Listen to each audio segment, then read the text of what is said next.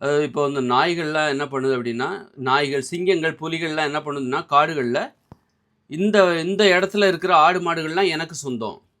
பாருங்க, அதோட மனநிலைய பாருங்க. அது எப்படி பார்க்குது. இப்போ மனிதர்கள் என்ன நினைப்பாங்க, இது என்னுடைய ஊரு. இந்த ஊருக்குள்ள இருக்கிற நிலத்தில் வாழ்கிற மரங்கள் எல்லாமே எங்களுக்கு சொந்தம். இதில் பழகுற பழங்கள் எல்லாமே எங்களுக்கு சொந்தம். இதுக்குள் கிடைக்கிற இந்த எல்லை, இந்த தோட்டத்திற்குள் கிடைக்கிற உணவுகள் அனைத்தும் எனக்கு சொந்தம். அப்படின்னு மனிதர்கள் சொல்றாங்க. அது அது மாரி ஒரு ஊர் இருக்கு. இது என்னுடைய ஊர். என்னுடைய ஊரில் இன்னொருத்தங்க வந்து எதையும் பெறக்கூடாது. இது என்னுடைய ஊர். எனக்கான தேவை. இங்க இருக்கிற உணவா இருக்கட்டும், இங்க இருக்கிற பெண்களா இருக்கட்டும், ஆண்களா இருக்கட்டும், அது எங்களுக்காகத்தான். நீ வேற ஒரு ஏரியா. இது எங்க ஏரியா. எனக்கு நெறைய தேவை இருக்கு. உணவு இருக்கு. உணவு தேவை இருக்கு. பாலியல் உறவு தேவை, காதல் தேவை, அன்பு தேவை, உறவு தேவை எல்லாமே இருக்கு. அதனால அதுக்குன்னு நாங்க எங்களுடைய தேவைகள பூர்த்தி பண்றதுக்கு நாங்க ஒரு எல்லைய வச்சிருக்கோம். ஒரு ஊரு.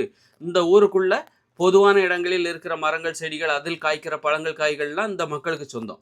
அப்புறம் இங்க இருக்கிற ஒவ்வொரு தோட்டம், அது என்னுடைய தோட்டம், அது அவங்களுடைய தோட்டம், அதுல இருக்கிற உணவுகள் அவங்கவங்களுக்கு சொந்தம். அப்ப இந்த எல்லைகளுக்குள்ள இருக்கிற உணவுகள், அப்புறம் உறவுகள். இங்க இருக்கிற பொண்ணா இருக்கட்டும், அது எங்களுக்கு சொந்தம் அப்படின்னு ஆண்களும், இங்க இருக்கிற ஆண்கள், இந்த எல்லைக்குள்ள இருக்கிற ஆண்கள் எங்களுக்கு சொந்தம்னு சொல்லிட்டு பெண்கள். அதுலேருந்து நான் எனக்கான உறவை தேர்ந்தெடுத்துப்பேன். எனக்கான காதலி, எனக்கான காதலன் அப்படின்னு சொல்லிட்டு ஒருத்தர எனக்கான நண்பர்கள், எனக்கான ஒரு பெரியவர், தாத்தா, அப்பா, அம்மா இந்த மாரி உறவுகள் இது எல்லாத்தையும் நான் தேடுவேன். நான் சும்மா கூட பழகுவேன். இங்க தான் நாங்க விளையாடுவோம். நாங்கள் விளையாடுவதற்கு அது ஒரு தேவை எங்களுக்கு. உறவு என்பது ஒரு தேவை, உணவு என்பது ஒரு தேவை, ஒ விளையாடுவது என்பது ஒரு தேவை. எங்க எல்லைக்குள்ள நாங்க விளையாடுவோம். எங்க எல்லைக்குள்ள நாங்க டான்ஸ் ஆடுவோம். நீங்க உங்க எல்லைக்குள்ள உங்களுடைய தேவைகள பூர்த்தி பண்ணிக்கோங்க. அப்ப இங்க வந்து சிங்கம், புலி எல்லாம் என்ன பாக்குது அப்படின்னா, சிங்கம், புலி, இந்த நாயி, காட்டு நாயி, ஓநாய், நரியெல்லாம் எங்களுக்குன்னு ஒரு எல்லை இருக்கு. இந்த எல்லைக்குள்ள இருக்கிற காட்டெருமைகள், மான்கள் எல்லாம் எங்களுக்கு சொந்தம். நாங்கள் தான் சாப்பிடுவோம். இந்த எல்லைக்குள்ள யாரும் வேற்று இருந்து வந்துரக்கூடாது. வேற எல்லையிலேருந்து இங்க சிங்கமோ, புலியோ வரக்கூடாது. உங்க எல்லை நீங்க வச்சுக்கணும். இந்த எல்லைக்குள்ள இருக்கிற இப்போ ஆடு, மாடு என்ன நினைக்கும்? காட்டெருமை, மான்கள்லாம் என்ன நினைக்கும்? இந்த எல்லைக்குள்ள இருக்கிற புல்லுகள் எல்லாம் எங்களுக்கு சொந்தம். நாங்க தான் சாப்பிடுவோம். வேற காட்டெருமைகள்லாம் வரக்கூடாது. அப்படின்னு வேற காட்டெருமை, மான்கள், ஆடு, மாடுகள்லாம் வரக்கூடாது.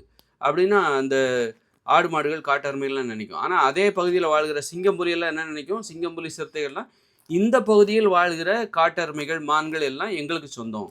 இது எங்களுடைய உணவு. அவைகள் சாப்பிட்டு வளர்ந்து வரும். நாங்கள் தேவையான பொழுது வேட்டையாடிக் கொள்வோம். அப்படின்னு சொல்லிட்டு பாருங்க, எப்படிப்பட்ட உணவுச் சங்கிலிங்கிறது எப்படிப்பட்டது பாருங்க.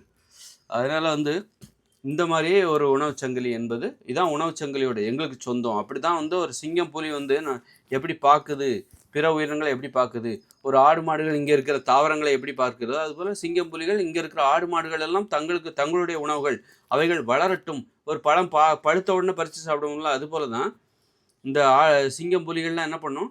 க கன்னுக்குட்டியா, ஆடா, மாடா, மான்களா வளரட்டும். வளர்ந்த பிறகு நாங்க சாப்பிடுவோம்.